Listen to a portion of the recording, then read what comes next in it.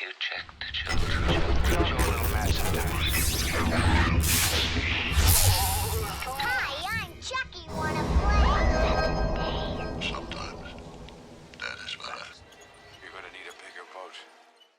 What's up, everyone? Welcome back to the Horror Show. I'm Cecil Laird.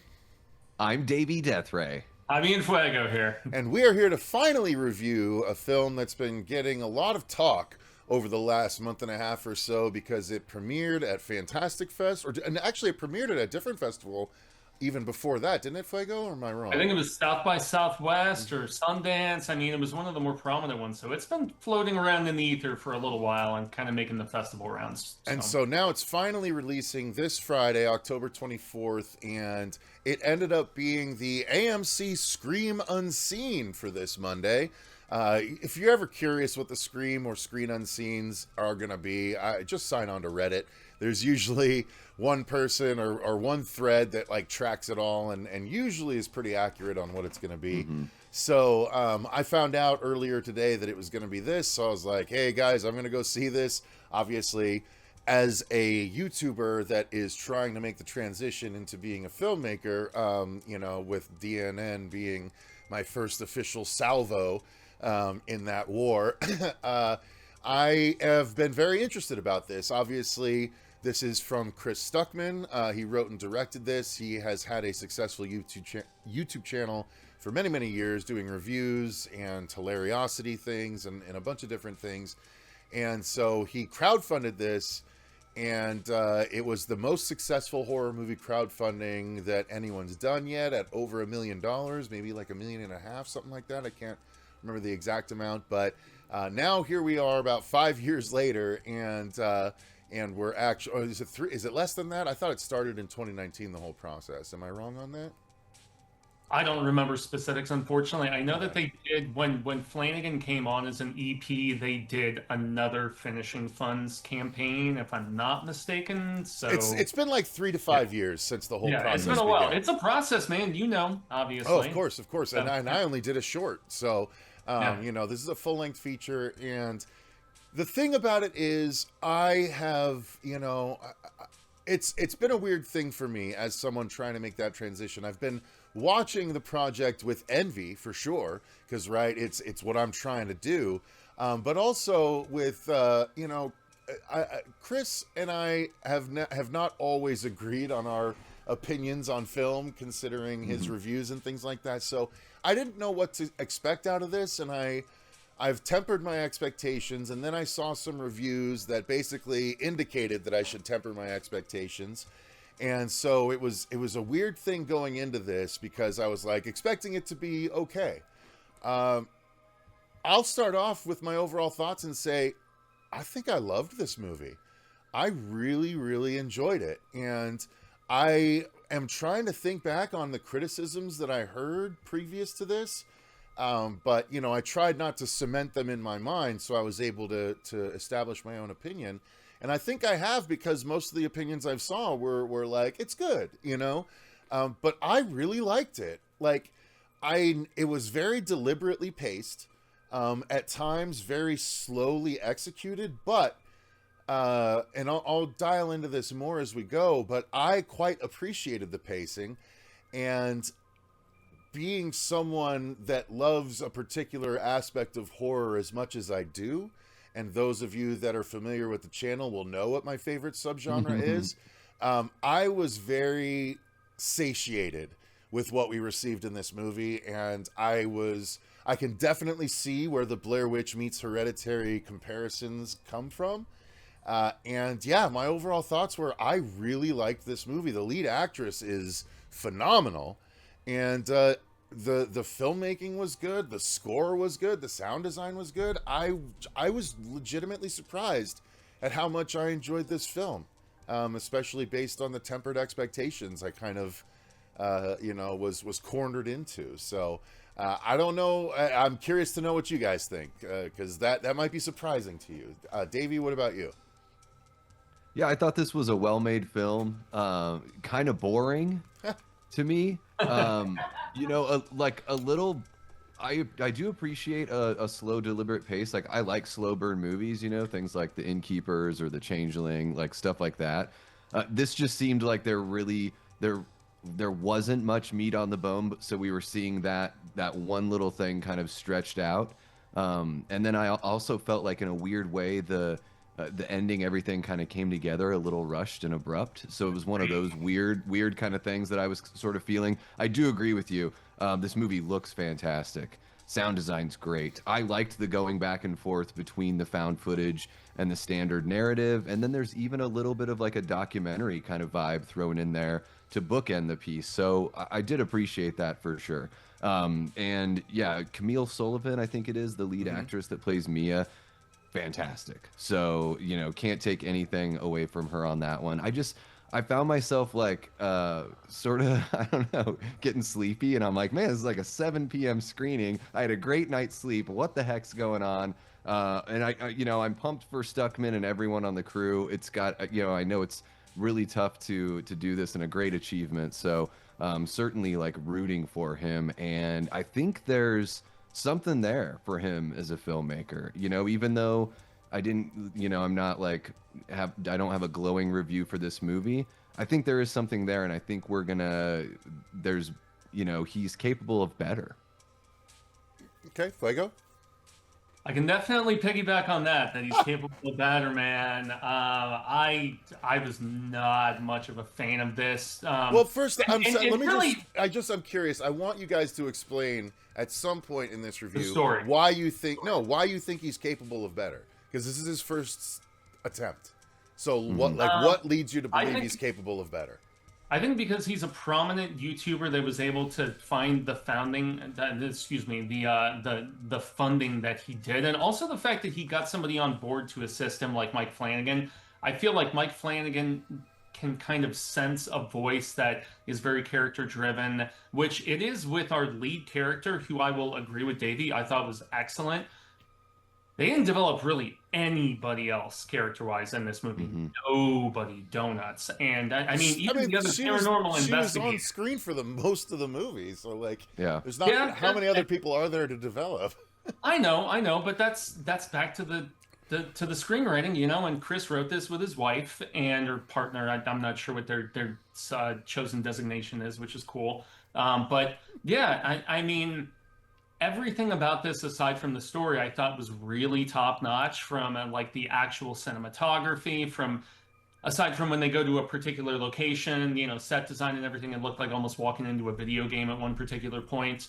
But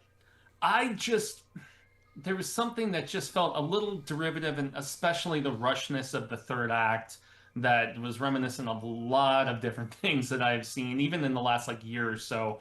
But I could feel like the earnest sincerity, I think, on screen, like the fact that Stuckman, because I've been watching him for well over a decade at this point, I could feel his love for what he's trying to do. And maybe that's why I could also agree with, it's Sir Deathray over there, and be like, I think maybe with, some better writing and some, just like further honing of the skills, I think we could see something a little less derivative and significantly better. I also just don't like found footage that much, even though it only did it for, earlier on and intertwined it a little bit. So yeah, that's overall thoughts from me.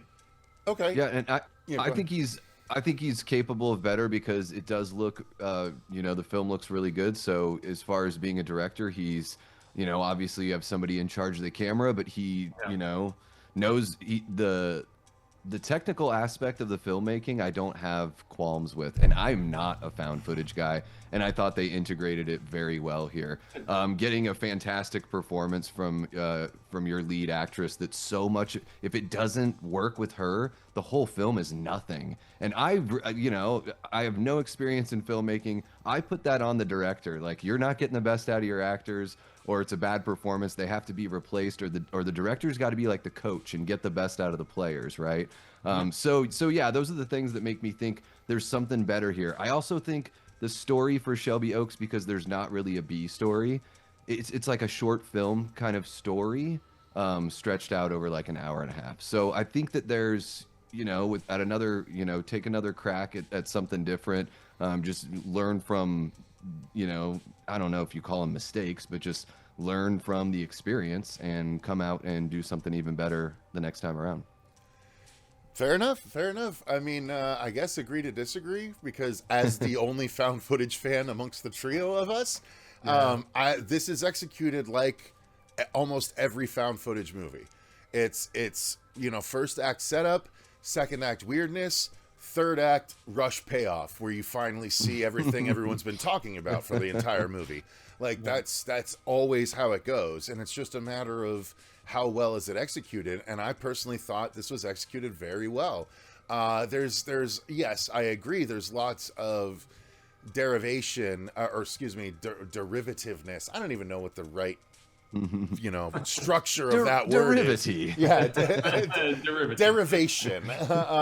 There, I can see what you're saying as far as the inspiration goes, which is why I said, yes, I can definitely see the Blair Witch meets Hereditary thing. Fuego said, I've seen a lot, even within the last year, that's similar. Well, obviously this movie's been done for a while, and they shot it years ago, so it clearly couldn't have been inspired or stolen by things that have, or stolen from things that have come out this year.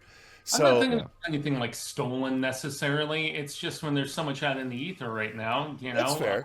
I mean, yeah. I get it. I get it. And I'm the just, stuff with I fans just too, am yeah, trying to get everyone to make sure they realize that this is something, again, this was written 4 or 5 years ago, or longer, so, the tropes are just tropes that have evolved, and it's a wave, right? He's a part of the cresting wave of this kind of movie. But he's trying to, it's so weird. Like, I never expected to be the one defending Stuckman here, because I'm like, he's like, I watch his videos. Go after him, man. I thought David was good. Well, No, I like, I'm nice. but I'm really usually happy for it's a Stuckman. Stuckman versus Johns kind of thing. That's your Beatles versus Elvis kind of thing. And normally I'm a Johns guy. Different in their But I gotta say, like, there's just so much that I really liked about the execution of this movie. And I don't, there was a bit of a drip feed of information, but that's how these movies go. And it's a matter of, can the stuff they're showing you in the interim keep you engaged and keep you interested? And I definitely was. And so that's, so let's dial it in a little bit closer, right? Let's talk about the story, which is about this character, Mia, played by Camille Sullivan. That's the name, right? I get that right? I believe so, yes. So her sister was a part of this YouTube paranormal investigation group called the Paranormal Paranoids. And, they were this popular YouTube channel. Well, it's actually not even that popular of a channel. It got more popular after this incident happened, where the whole crew disappeared. Well, there was a crew of 4, 3 were found dead, 1 disappeared. Her sister is the one that disappeared. And so the whole crux of the movie is Mia trying to find out what happened to her sister. Is she still out there? Is she dead? What happened? Why has she been missing all of this time? And it turns out it was a lot like I felt like they didn't really dial in exactly how long it's been until the very end of the movie, like towards the end of the movie, when they're like, she was missing for, this many years. 12 years. Yeah. 12 years. It seemed like too long of a time gap for me, but that's, personal opinion. But it's because of what they wanted to achieve, what was revealed in the third act, which, I liked, again, story-wise. So that's the thing. She has to figure out what happened to her sister, follow her sister's sort of trail, and figure out what's going on, and is there a supernatural element, and what would that element be, if it is the fact, or is it just, crazy people, kind of thing. And so that's her journey. That's the crux of the story. And I didn't need any more than that, that felt like enough for me. Sometimes there's added shit that just feels like added shit. And I didn't feel like there was any of that, chuffa, right? That's what Bruce Willis called a lot of the shit that Kevin Smith wrote in Cop Out. Or, not, I don't know, he didn't write that shit in Cop Out, but nonetheless, he said he called it chuffa. And so it's just like extra shit that doesn't really need to be there. I feel like that's what that would have been. I felt the depth of what we got. I liked the relationship. I liked the bit of backstory that we got, and it all hinged around sort of the adversary of the film, or the would-be adversary of the film. You know, again, you don't know quite what's real and what's not most of the way, and so I was satisfied with it, and the story played out totally engaging to me. Again, I'm a big found footage fan, so all those bits, I like it when it's blended well with traditional filmmaking. Evidence was the first example I always go back to of blending found footage with traditional filmmaking in a really successful way. This is another example of that. So yeah, story-wise, I was very satisfied. I liked how it played out. I liked the reveals. I liked, you know, how it felt like, oh, we're resolved, but there's another 15 minutes left, you know? And, you know, and I didn't mind that in this. I was like, there's got to be more. And then there was more. And so I was again, I'm surprised that I'm the one defending this, but I was because you guys, this is the biggest problem you had, was the story, script, right? And I dug it. I felt it worked very well for what he was trying to achieve. I guess Yeah, sorry. Go ahead. No, you go, Fuego. Yeah. You go.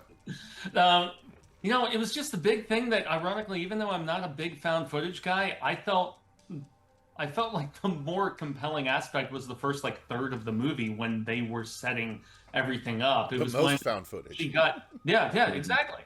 And when she got into the tedious exploration and investigation and all that different stuff, I feel like that's where the film kind of suffered a little bit with maybe the aforementioned boredom that Davey was mentioning. So, and then they tried to amp it up with the third act, and where there's a little more of a revelation of the lore, but kind of felt the lore was underdeveloped, and we're seeing more weird symbols with associative stuff without getting into any spoilers. I mean, man, a film that did it so much better earlier this year was Strange Harvest, which was another kind of masquerading as found footage with like faux documentary sort of aspects to it. What a weird comparison.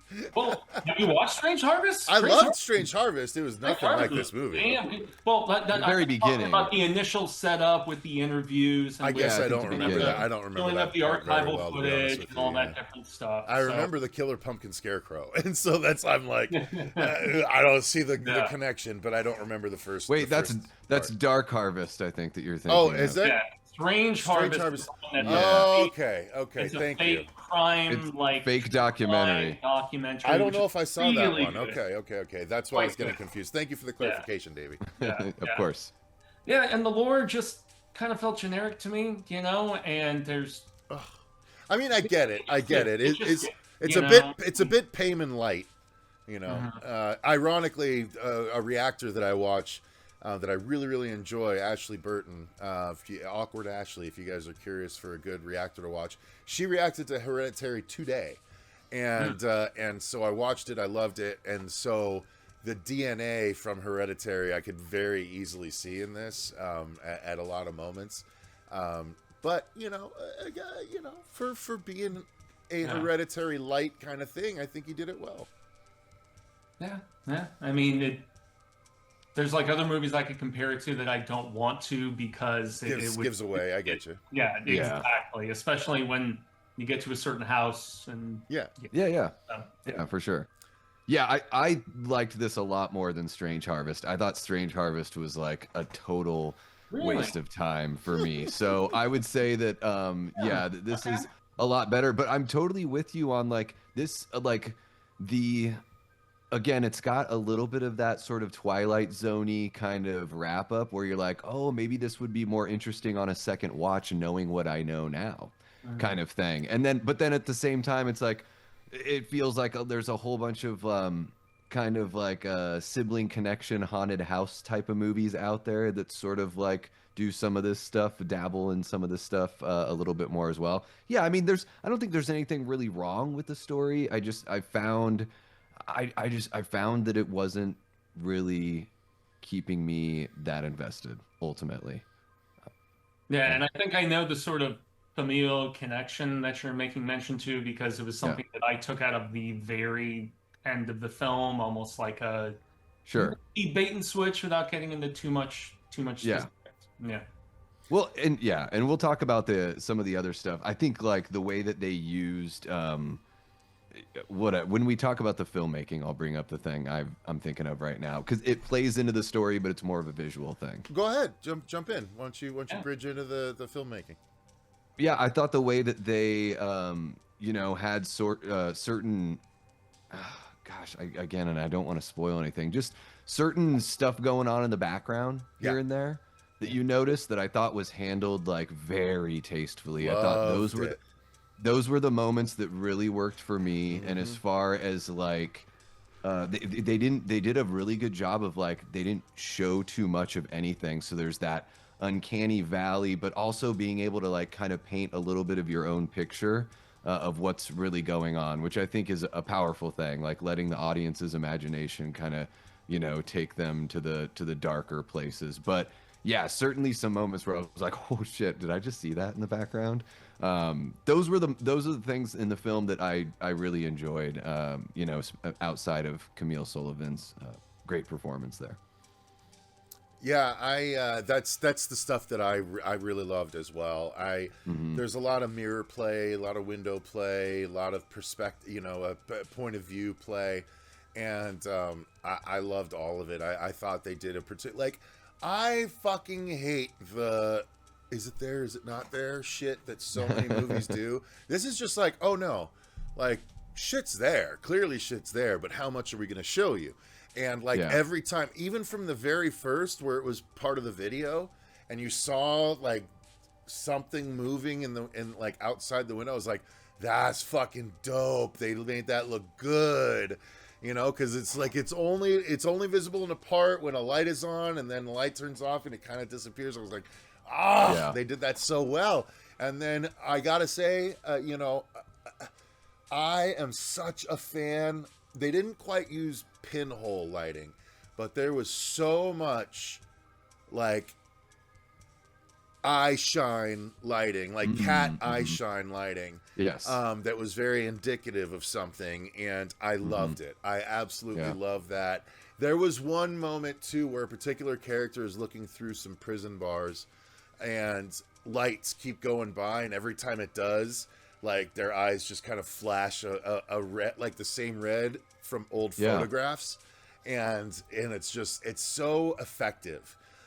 So again, that's all part of the filmmaking. That's why I'm bringing it up now. I thought the cinematography was done excellent. Again, that goes to your point, Davey, of like background shit and how much do you reveal.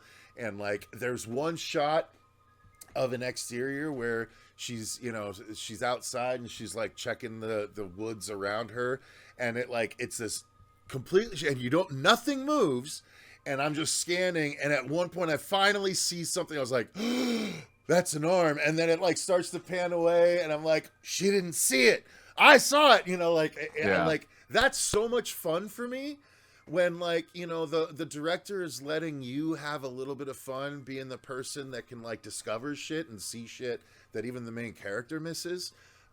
So I had a ball with that kind of thing. So the filmmaking really, really worked for me. Again, I don't know. Can the story be so so mid that it really bothers everyone this much? Because everything else is like, I liked the story, but everything else feels so strong that's really pulling everyone down quite a bit. Yeah, I think there's a part of me that's sort of like, whenever, I'm sure this, Cecil, being a writer, it's like when you ask yourself, what's the point of me telling this story? Why does this story have to be told? And I think ultimately at the end of Shelby Oaks, I'm asking myself that question, is like, why did this story have to be told? I felt like there just could have been something a bit more gripping about it, or something that just made it stand out a little bit. But yeah, I think Stuckman's strong points are the visuals. Like the movie, I mean, it looks really damn good. And the visual storytelling, I would say, is better than what's in the pages on the script. Yeah, and that's what I would 100% agree with, is because the scenes that Cecil was praising just now with, the hereditary, did you see that in the corner? Maybe it was there, maybe it wasn't there, like that sort of thing. That was where I got a lot more I don't know, like creepy possibility of what is really going on, as opposed to where they were very heavy-handed with, oh, I'm like perusing through this old book and seeing images and symbols and all the things that is in so many movies of this particular ilk. So, but yeah, I mean, masterfully visually made, and I would imagine getting that second bit of some Skrilla, you know, when Flanagan came on as an EP, helped them develop this a little bit. I did want to say, from what I understand, it was originally going to be like a total kind of found footage thing, and then they tried to split up, you know, kind of the narrative and things of that nature. I'm not sure, you know, how much rumor that was about the production and everything or whatever. But, you know, once Neon acquired it, that's when the tinkering started to happen. I think probably even more so, you know, with the finished at least. And being able to bring in Derek Mears into this film was something that came along with Flanagan as well. So I think once you see the movie, it's pretty obvious, you know, what his role is in it. And so that's something that they apparently didn't have captured.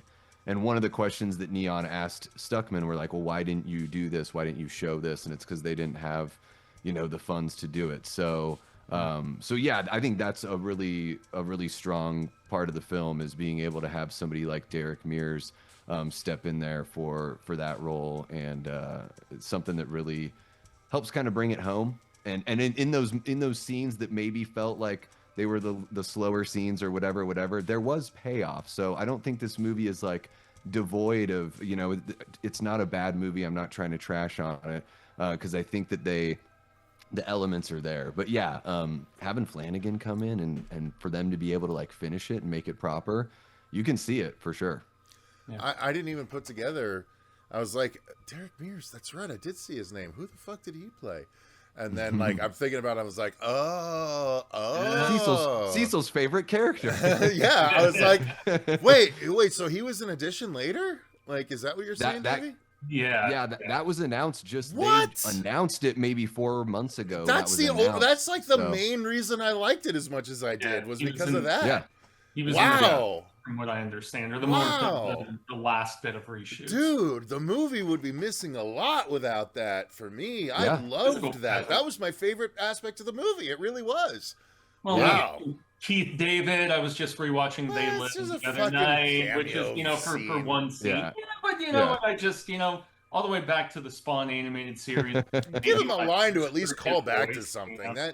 I felt like that was a waste of Keith David, to be honest with you. I agree. I mean, one scene, you know, but and then we see our fellow YouTuber Spooky was in there. Yeah, Emma's in there. But all right, so we talked about the story and the filmmaking. Before we talk about the effects, let's talk about the acting. Well, actually, you know, and I do want to talk about the sound, the score as well. Acting wise, I loved it. I mean, again, Camille Sullivan was unbelievable. Like, and it's funny because I remember hearing Chris talk about he saw her in a movie from a few years ago, maybe at a festival or something, and he's like, oh, I thought of her, and I you know, when I wrote the movie, or you know, when we were thinking about casting, I thought of her because she was so good, and now I see why. She is fucking phenomenal, and like, she's so good at A, being emotional, but B, being scared. She's so good at being scared, like full body trembles and shit, like so effective. The scene, like there was a shot that closed out one of the trailers where she's like terrified of something, and I'm like, dude, what could she possibly be so scared of to do that? And the scene that they executed that, I was like, I would be fucking terrified as well. And then the way it played out after that last shot, right? Oh my God, that was one of the two really dramatic jumps that I had in the movie. Like, there was like at least 3 times where I was like, oh fuck, and like the two guys on either side of me, because it was a pretty full theater, like nothing, but like the scares got me, and just, oh God, the sound design did so much to sell some of the scares. You know, the fucking, the footsteps were just like, oh no. Yeah. So, but anyway, yeah, we'll get back to the sound design and the score, but the acting, I loved it all. gentlemen? Yeah, she is absolutely gripping. You know, there's something about those performers that just suck you in. And for being somebody that's not a big name, like she's got that caliber performance that's like, I don't know. I always think of like when I watch those like those later X-Men movies, or like the middle X-Men movies, when you've got Fassbender and McAvoy, and you're like, both of these guys are so gripping. Like they're pulling me into the film, and that's what Camille Sullivan does here in this movie. Like she is the anchor. She's, you know, I would say arguably the most important part of the film, because you're experiencing it through that character, and yeah, she makes it feel pretty immersive for how, you know, for how shallow I've said that the story is. Like she does pull you into, you know, to that 1.5 feet of water that she's got to work with.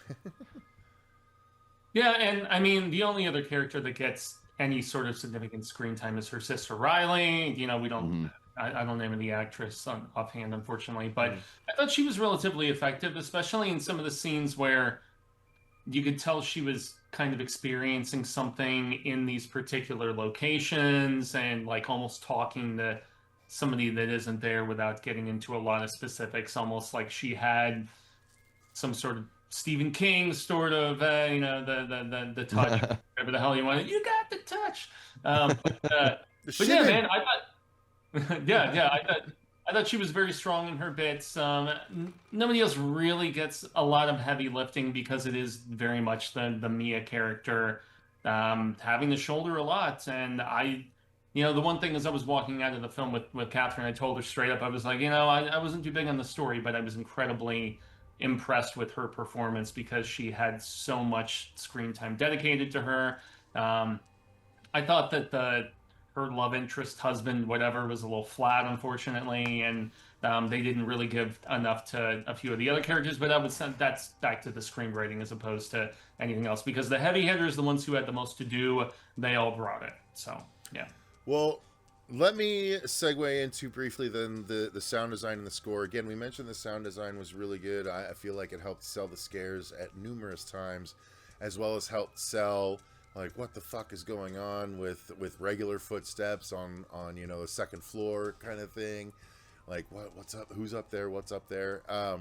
So sound design was done very well. The score stood out to me because it was sparse but effective.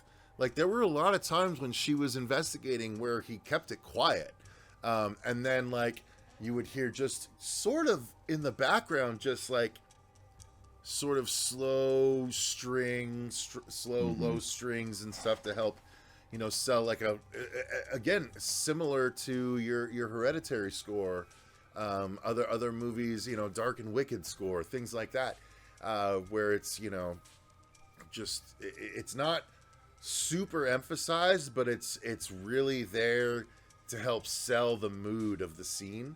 So I particularly like the score. I don't know if you guys have...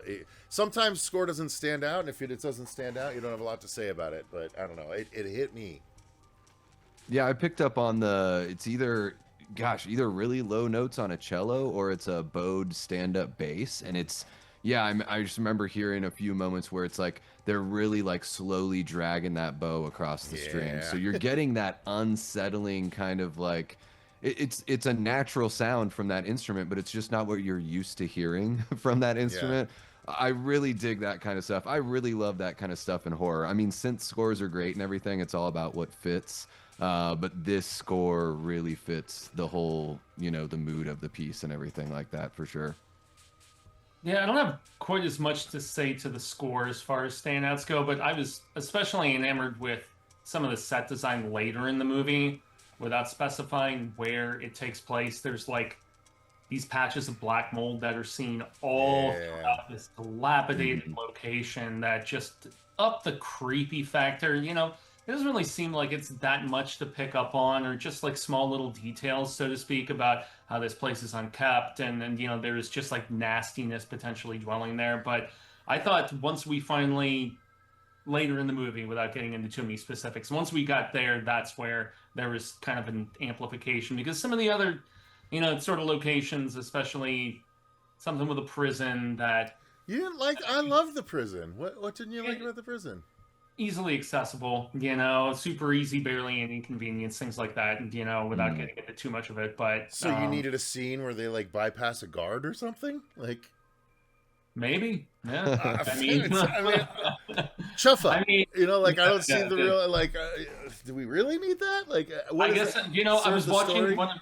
Well, I was watching your Davey actually. I was watching his thing about nitpicking horror. One of the scooped up things from Hit the Bricks with Lee the other day about nitpicking horror, and like, what does that say about you? Maybe I'm just inherently just kind of, because there were a number of other things in this movie that I could really nitpick as far as the story goes, but I'm not going to. All right. Well, let's hit on the effects last, which I liked very much. Again, the I guess the largest practical effect was added later, but I very much liked it. It sold most of the stuff that we got. Window cracks and things like that were the majority of it. So yeah, it was mostly production design and set design that sold it, and that one effect. There wasn't really a ton of effects in the film otherwise, unless I'm wrong. Yeah, there's something from that they show a little bit of in the trailer, but you get a totally different perspective of it here. And I don't want to, like, just in case people aren't watching the trailer, I don't want to say, but it's a pretty big moment from the trailer. But you actually get to see it play out here in the film, and I thought they did a really good job with that. But yeah, pretty subtle on all of that. Oddly enough, I'm sitting there watching the credits, and I see the person. Oh my goodness, that was the effects supervisor is Skylar White, who is the Jason universe's Jason. I looked it up and verified that it's the same guy. So interesting little connection there, that we've got two Jasons involved with this movie, with Derek Mears being the other one as well. But yeah, I thought that this movie did a really good job with the effects. Even it seemed like there was some, a little bit of a digital creature creating that played off pretty well also. And yeah, not too much gore, but everything they give you, I thought was pretty believable here. Yeah. Yeah, the bits with the gore that I liked were some of the things we saw on some of the little, like, cave that she was checking out, where there's revelation about what actually happened with, the rest of her co-hosts and everything. So it's only brief little glimpses, but it was very effective and, like, pretty gnarly, honestly. So yeah, that sort of in your face, sort of this is actually happening sort of vibe. So yeah, I thought those bits were quite good. So yeah, guys, it sounds like we're largely positive on this. They didn't like the story quite as much as I did, so I would give this one like a 8.5 out of 10 personally. I quite liked it. If you guys had to give it an out of 10, where would you put it? Out of 10, I'm probably going like a 6, something like that. Damn. Okay. Yeah. I always go the old school traditional 5-star, route. So like a 2.5 to a 3, maybe. More so on the 3 side, especially with like hearing Cecil, dude, you pointing out some of the things that you appreciated a little bit more so about it. Really the only deficiencies for me is in some of the storytelling, because I thought everything else was very well done. And I'm a big Stuckman fan, so I'm not out here trying to trash what he's spent a lot of time, many years working on. All right. Well, there you go, guys. We got a couple of different opinions here. But as always, we encourage you to go and watch the movie and make up your own mind about it. I think it's a good time. It doesn't overstay its welcome. It's like, what, an hour and 35 minutes, hour 40, something like that. Runtime is great. Yeah, it did not feel like it was too long. Yeah, so I think it's worth your time to go see in the theater. I think it's definitely, it would be good to do so just to support YouTubers trying to make that jump. Even these guys are saying, while they didn't love this one, they can definitely see that Chris can do more, and ultimately Chris is a YouTuber, and I think it helps validate our voices, and I appreciate him for doing that. It's a very funny position to be in, having expected to. I expected it to be mid. and then I walked out of there really loving it. So, you know, there it is. That's the beauty of film, quite frankly, and one of the most amazing things about the horror genre. But the other amazing thing about the horror genre is that even when it's mid, it's still enjoyable most of the time. So, yeah, there you go, guys. Let us know what your thoughts are in the comments down below. Thank you very much for watching, especially if you've watched all the way up to this point. Thank you to all of our patrons for supporting the channel the way that you do. Until next time, though, I've been Cecil Laird. I've been Davey Deathray. Gracias, Jaime and Fuego. And remember, guys, stay Stay scared. Stay scared.